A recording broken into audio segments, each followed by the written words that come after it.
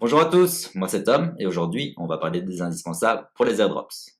Donc pour faire des airdrops, vous aurez besoin de deux choses qui sont complètement gratuites. La première, c'est une adresse ETH. L'adresse ETH, c'est un peu comme un IBAN traditionnel. Donc c'est ce que va utiliser la compagnie qui va vous donner les airdrops pour vous envoyer vos petites crypto-monnaies. Ensuite, vous aurez besoin aussi d'un compte Telegram généralement pour vous inscrire. Ça peut être comparé à un WhatsApp. Nous allons maintenant créer l'adresse ETH. Donc, pour créer une adresse ETH, personnellement, j'utilise MyEtherWallet. MyEtherWallet est un portefeuille qui est fait pour stocker vos crypto-monnaies, qui peut aussi, bien sûr, en recevoir et les envoyer. Voici. Donc, voici les guidelines. Ça va vous expliquer ce que vous pouvez attendre de MyEtherWallet, ce que vous ne pouvez pas attendre de MyEtherWallet et comment est-ce que MyEtherWallet fonctionne. Je vous conseille fortement de le lire.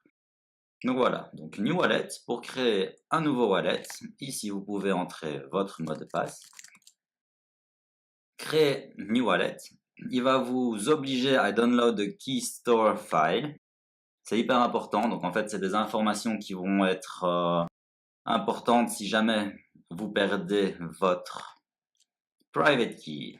Alors la private key, donc la private key, ça va servir à faire les transactions, donc à faire tout ce qui est trading, retirer de l'argent, non, pas mettre de l'argent, parce que mettre de l'argent, c'est l'adresse ETH. Donc voilà, retirer de l'argent, rentrer aussi dans votre porte-monnaie.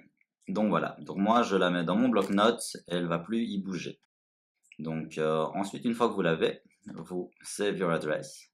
Et quand vous voulez aller dans votre portefeuille, là on y est déjà, mais je vais quand même vous montrer l'onglet. Donc hop, vous y êtes ici.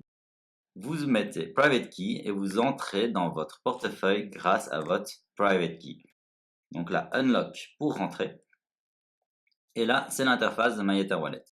Donc ici, vous pouvez voir votre adresse. Donc ça, c'est votre fameuse ETH adresse qui va vous permettre de recevoir vos airdrops. Donc très important aussi.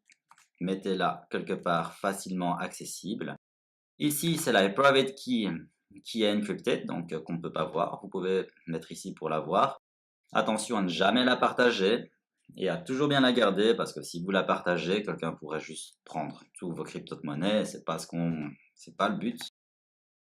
Ici, vous pouvez télécharger justement votre adresse ETH et votre private key. Je vous conseille fortement de l'imprimer. Personnellement, je l'imprime en 2 exemplaires et je le stocke dans 2 endroits physiques différents. Comme ça, si jamais j'ai un problème avec mon ordinateur, que mon ordinateur n'est plus accessible, eh ben, j'ai encore justement cette fameuse private key. Donc ici, vous pouvez voir que pour le moment, vous avez 0 ETH. Vous pouvez aussi voir les valeurs, par exemple, en USD, CHF, etc. Donc nous allons ensuite passer à Telegram. Alors, Telegram, c'est quoi? Telegram, pour ceux qui connaissent, c'est un peu comme un WhatsApp. Seulement, contrairement à WhatsApp, ça n'appartient pas à Facebook.